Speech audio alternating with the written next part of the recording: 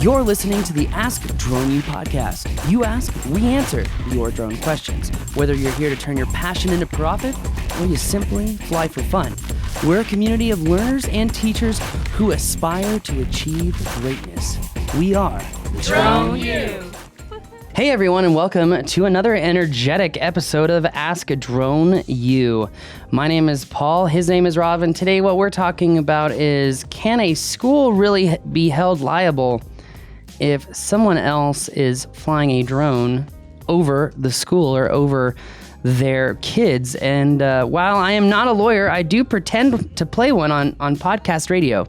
Just kidding. We're going to be talking about this, though, as this problem is ever increasing, as more and more sports teams are realizing that they can spy on the competition from the sky. That's pretty brazen, though, just to go do it and just kind of hang up there in the air. And I don't think it's really brazen at all. If this is happening over and over again and the coach didn't even notice it, that says everything. Well, nonetheless, I would call it brazen, and I think it's going to be interesting to see what happens in that little environment, that scenario.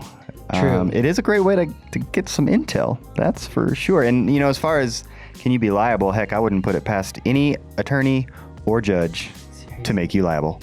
So I would assume yes. So thanks for clarifying that, Rob.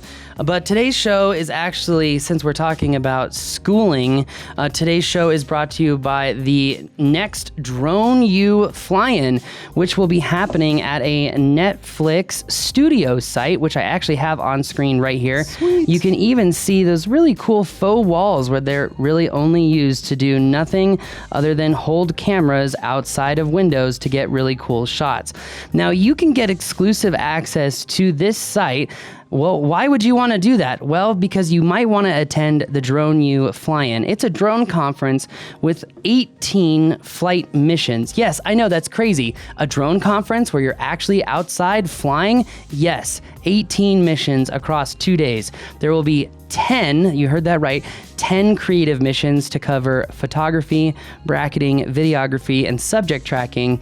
In addition, there will be numerous mapping exercises and missions so that you can map this site as well. The beauty of the Drone U fly-in, which is happening outside of Santa Fe, New Mexico, April 4th and 5th in 2020.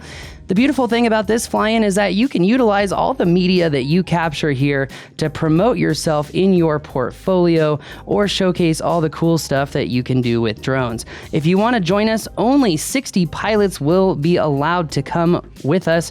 You can join us, though, if you go to droneuflyin.com. That's drone,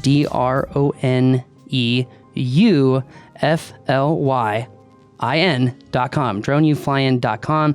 Check it out. We are also having a business mastermind. That was a sellout, awesome event that we did last time. And we're even bringing in some internet all-stars to help with your internet marketing. So if you want to grab the right media and then learn how to apply it to market yourself, you don't want to miss the business mastery that is actually going to have some amazing teachers that are already scheduled. So if you want to learn things like how can you best maximize article writing on your website to tell stories of how you helped your clients to then get further clients, well, then you're not going to want to miss this year's fly-in. Pricing varies depending on whether you want to attend 1 day of the fly-in or 5 days of the fly-in. It's really up to you. The flight missions are over 2 days, and we expect that to be sold out as well. So make sure you get your tickets very soon. Again, that's droneuflyin.com. Hi, I'm Peter, and I'm a teacher at a public high school.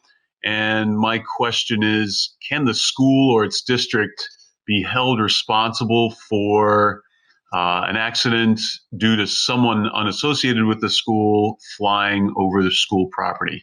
Specifically, there's someone associated with another school that brings a drone over and records our football games and maybe our soccer games too. According to witnesses, they are flying over the field, so they are over the kids playing. So far, nobody's upset about this, but, you know, if something happens, I'd like the school to be aware of its liability, especially since I'm trying to get a drone class started and I don't want to jeopardize that at all. Thanks for any info. Love your show. Thanks. Thanks, Peter. Really interesting situation. And I think, you know, like any new technology, you're going to see the good and you're going to see the bad. And This seems to be, from what you're telling us, on the bad side. But what are some things? It seems wrought with problems, obviously. I mean, not the least of which is flying over people. And I would assume you know what? I shouldn't assume. The people doing it, they might not even know that's wrong. Well, and we don't even know who the pilot is. Is the pilot just another educator? Are they Part 107 certified? I mean, this high school teacher actually has a lot of power to wield at this particular moment, because if he goes to another game and he catches a drone flying over people, all he's got to do is take a recording of that and then, follow the drone back to wherever it was flown from, which again is actually really not hard to do.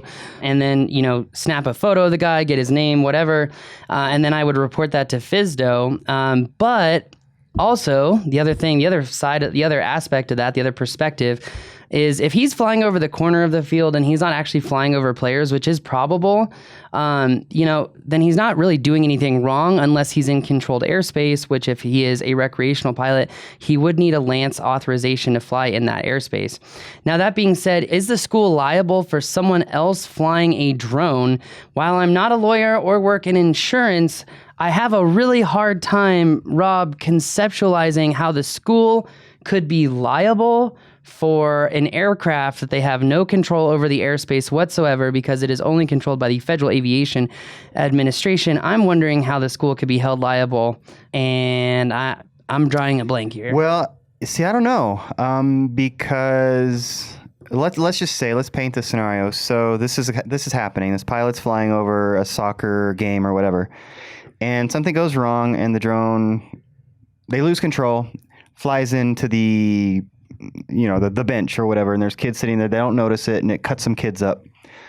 Might the attorney for the kids that get hurt say, you, school X, should have had people that were aware of this and done something to get that out of their purview, right? Mm-hmm. In which case, a good attorney can convince a judge of anything, and all of a sudden they just say, fine, we'll settle, and our insurance will give you $500,000. I mean, I could totally see that happening. That just seems... I can't. Because the school has no control over the airspace. The airspace is controlled by a federal authority. They cannot inhibit. So what? They could still say, you should have called. You're kidding me that you don't see how a good or even an average attorney could take this to the point of settlement with an insurance company in a situation like this. I mean, you could say you should have called the police so that the police could come deal with it. You should have gotten your security guards on it. Airspace notwithstanding, I don't think a judge is going to ultimately care about that if kids get hurt and they want to blame somebody. Who else are they going to blame? They're going to blame the pilot because he owned the drone. He was flying it. They're not going to blame the school. The pilot doesn't have any money. Deep pocket theory. I would just say I have a really hard time joining this train of thought, Rob, because for me, if I'm looking, okay, so let's say that he hits a kid. Okay, let's follow this train of thought. He hits a kid. Okay. And he actually let's say that the drone is registered, which we've been learning from a lot of LEOs that people are still not registering their drones, and they should be. Yeah. But let's say the drone's not registered. How are you going to even know who the guy is? Okay, so let's just keep going down this track, all right? So let's say the drone is registered. They figure out who the guy is.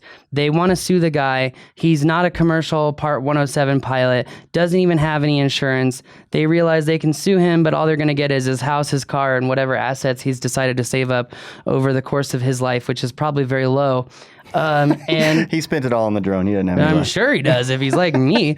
But that being said, I do not see how the school would be held liable because the school does, the school does have to create a safe harbor for their students. This is actually a particular point that's come up with school shootings is the whole safe harbor theory in some states.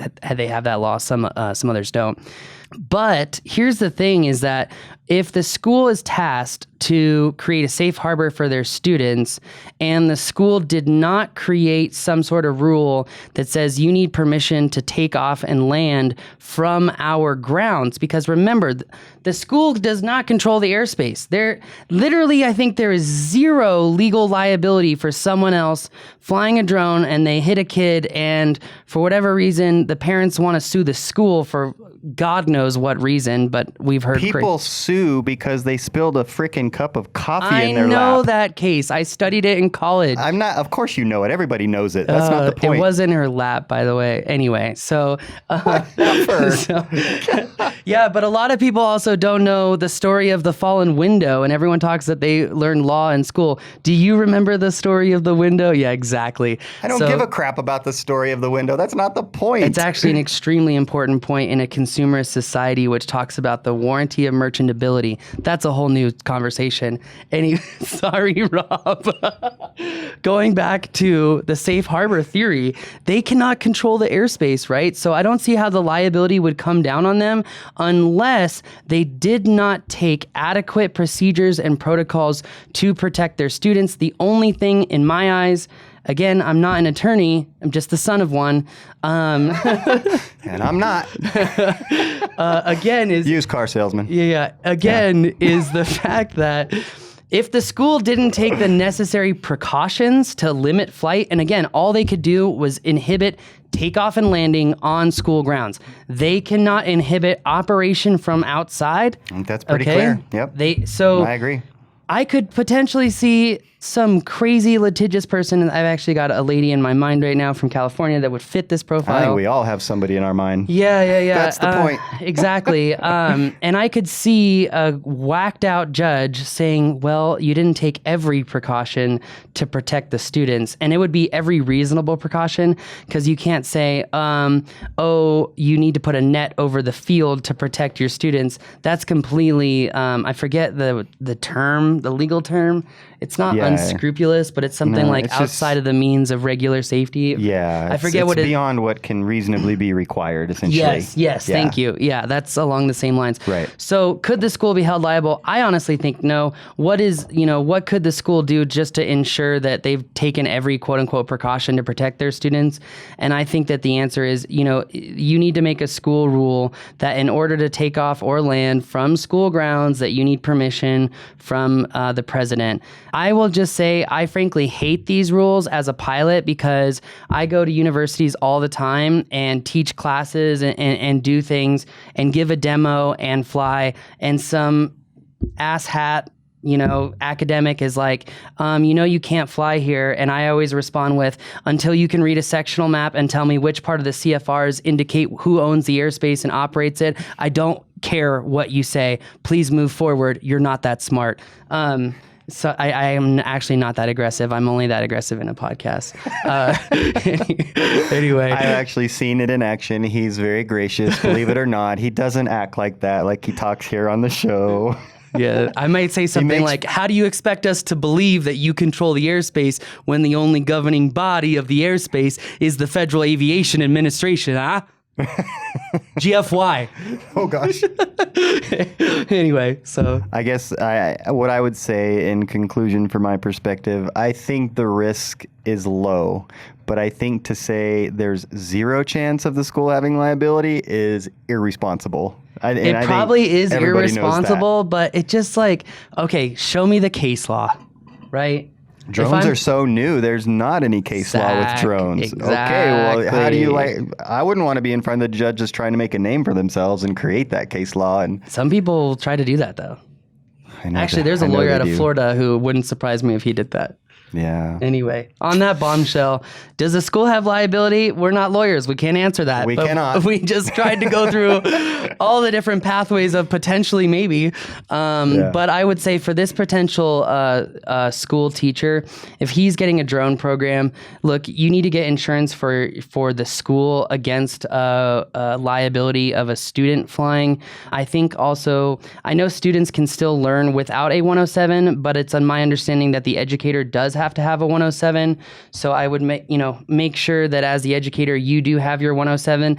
And again, if you see someone flying egregiously where they're just openly flying over people and kids, look at the example that they're setting. Think about what example does that set in the long term. And, I would go approach the pilot, because you never know what you could be dealing with. He could be 107 certified and know exactly what he's doing.